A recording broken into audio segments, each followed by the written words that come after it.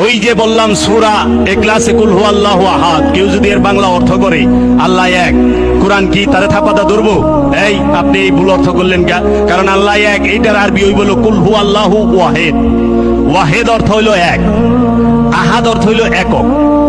ওয়াহিদ আর আহাদ কখনো এক না, দুইটা দুই। ওয়াহিদ অর্থ হলো এক, আহাদ অর্থ একক। একককে এক থেকে আলাদা করা যায় না, আবার একককেও এক থেকে আলাদা করা যাবে না। একেরই বহু রূপকে বলা হয় একক। এই যে এইখানে একটা মোমবাতি জ্বলা রয়েছে, এই মোমবাতির যে আলো, এখানে 1000 মোমবাতি আনেন, সবার হাতে একটা করে মোমবাতি দেন, সবাই যদি এই আলো থেকে একটা করে মোমবাতি ধরাই নেয়, এই আলো বাড়বো? এটা কমবো? এটার কোনো ক্ষতি হইব? এটার কোনো লাভ হইব না, কিন্তু ধইরা যাইব সবাই। কিন্তু এই মোমবাতি ধরাই বেরোলে এই মোমটা যেভাবে দাঁড়ায় রয়েছে এইভাবে আপনি ধরাইতে পারবেন না। আরেকটা মোম আনলে যে তার পাশে সোজা করে দাঁড় করান, জীবনও ধরবো না। ধরবার গেলে কাইত হইতে হবে, নত হইতে হবে, নত না হইলে ধরে না, জ্বলে না। এরা তো এলেমের অহংকারে আসমানে উঠা রয়েছে, আমি কি কম জানি? অহংকারে কোনোদিন খোদা মিলে না, নত হইতে হবে, নত হইলেই খোদা মিলবে। এর জন্য হযরত শাহ পরান বাবা বলেছে, যে যত নত সে তত উন্নত, যে যত নত সে তত উন্নত। আজকে আমরা যে আল্লাহর হাবিব কোরআন দিয়েছে, যে আল্লাহর হাবিব হাদিস দিয়েছে, যে আল্লাহর হাবিব সমস্ত ইবাদত বন্দেগী, নামাজ রোজা হজ যাকাত কুরবানি আমলে সালেহার শিক্ষা দিয়েছে, আজকে আমরা কিছু আরবি যাই না পণ্ডিতদের আমরা কই মহানবীর তো সার্টিফিকেট ছিল না, নাউজুবিল্লাহি মিন যালিক। মহানবীর দেওয়া কোরআন পড়ে আপনি আলেম হয়েছেন, মহানবীর দেওয়া হাদিস পড়ে আপনি আলেম হয়েছেন। তাহলে আপনি তো এই হাদিসের গুপ্ত রহস্যই বুঝতে পারেন না, আপনি তো কোরআনের এই গুপ্ত আয়াতের গুপ্ত রহস্যই বুঝতে পারেন না, আপনি মহানবীকে কই থেকে বুঝবেন?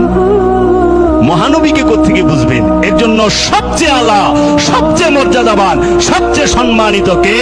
আল্লাহর হাবিব, আল্লাহর রসুল, আল্লাহর নবী এবং আল্লাহর নবীর বংশ। এই বংশকে ভালোবাসতে হবে। এই বংশকে ভালোবাসছি আমরা? আমরা কি আল্লাহর হাবিবের বংশকে ভালোবাসতে পেরেছি? না। যারা আল্লাহর হাবিবের বংশ, যারা ওলিয়ে কামেল, যারা আলে রসুল, তাদের নামে আমরা বিভিন্ন অপপ্রচার অপব্যাখ্যা করেছি এবং আল্লাহর ওলিদেরকে আমরা নির্যাতন করতে করতে ঘরের কোনায় নিয়ে গেছি। তারা নির্যাতন সহ্যই করছে, কারণ তারা সাবিরিন, সবুরকারী, তারা সহ্য করে, তারা বদদুয়া করে না। ইমাম হুসাইন আলাইহিস সালাতু ওয়াস সালাম সমস্ত কিছু দিতে জানে, কিন্তু অভিশাপ দিতে জানে না। কারণ রাহমাতাল লিল আলামিনের বংশধর, রাহমাতাল লিল আলামিনের বংশধর কখনো অভিশাপ দিতে জানে না। এই জন্য কারবালার প্রান্তরে ইমাম হুসাইন আলাইহিস সালাতু ওয়াস সালাম তার সমস্ত আওলাদদেরকে দিলেন, ভাতিজাদেরকে দিলেন, প্রেমিকদেরকে দিলেন, তার পরিবারের ইজ্জত লুটাইয়া দিলেন, কিন্তু একবারও ওই মুনাফিকদের বিরুদ্ধে একবারও অভিশাপ বর্ষণ করলেন না। এইখানেই প্রমাণ করে দিলেন যে আমি ইমাম হুসাইন, আমি মাওলা ইমাম হুসাইন আলাইহিস সালাতু ওয়াস সালাম হচ্ছি রাহমাতাল লিল আলামিনের দৌহিত্র, রাহমাতাল লিল আলামিনের নূরের সন্তান। আমি অভিশাপ দিতে জানি না। এর জন্য আল্লাহর নবীর বংশকে ভালোবাসতে হবে। নবীর বংশকে না ভালোবাসা আপনি কিভাবে ইমানদার হবেন, কিভাবে মুমিন হবেন বলেন তো? সালাত করেন, সালাতের মধ্যে দুরূদ কার উপরে পড়েন? রসুলের উপরে, রসুলের বংশের উপরে। সালাতের মধ্যে প্রথম ফরিয়াদ করেন কি? আলহামদুলিল্লাহি রাব্বিল আলামিন আর রহমানির রহিম মালিকি ইয়াউমিদ্দিন ইয়্যাকা না'বুদু ওয়া ইয়্যাকা নাস্তাইন ইহদিনাস সিরাতাল মুস্তাকিম। এই ইহদিনাস সিরাতাল মুস্তাকিমটা কি? এই ইহদিনাস সিরাতাল মুস্তাকিমই হচ্ছে নবীর নূরের বংশ, আলে রাসূল, আলে মুহাম্মদ সাল্লাল্লাহু আলাইহি ওয়াসাল্লাম। এবং তাদের সম্পর্কে আপনি রবের কাছে ফরিয়াদ করতেছেন, ইহদিনা, আমাকে দান করো সিরাত, রাস্তা, পথ, আল মুস্তাকিম, একমাত্র সঠিক পথ, সিরাতাল্লাযিনা আন'আমতা আলাইহিম, যাদের উপরে তুমি তোমার নিয়ামত প্রদান করেছ, পুরস্কার দিছ যাদেরকে।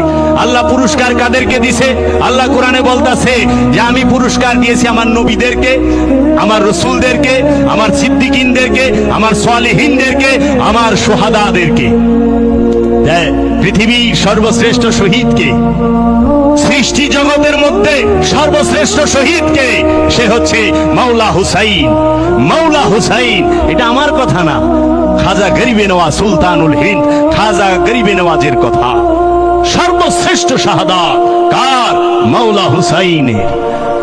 সে শুধু নিজে শাহাদাত হয় নাই, তার সমস্ত বংশকে চোখের সামনে একটা একটা করে দিয়ে দিয়েছে। মাওলা হুসাইনের বড় ছেলের নাম হচ্ছে ইমাম জাইনুল আবেদিন আলাইহিস সালাতু ওয়াস সালাম।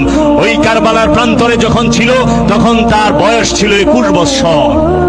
ইমাম হুসাইন আলাইহিস সালাতু ওয়াস সালামের দ্বিতীয় ছেলে ইমাম আলী আকবর আলাইহিস সালাতু ওয়াস সালামের বয়স ছিল 19 বছর।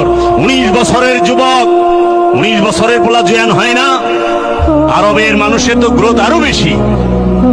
19 বছরের ছেলেকে নানাজির আল্লাহর হাবিবের দিন রক্ষার জন্য এই মুনাফিকদের সামনে দিয়ে দিয়েছেন, একবারও চোখের পানি ফালান নাই, আহ করে নাই। আমার মুর্শিদ কেবলা বলেছেন, আমার মুর্শিদ কেবলার কিতাবের মধ্যে, জবা से कभी उफ ना करना, चाहूं मैं बर्बाद हो जाना। তুমি রসুলের মহব্বতে, আপন মুর্শিদের মহব্বতে, আল্লাহর রসুলের মহব্বতে তুমি যদি বরবাদও হয়ে যাও, কখনো তুমি উফ শব্দ কইরো না,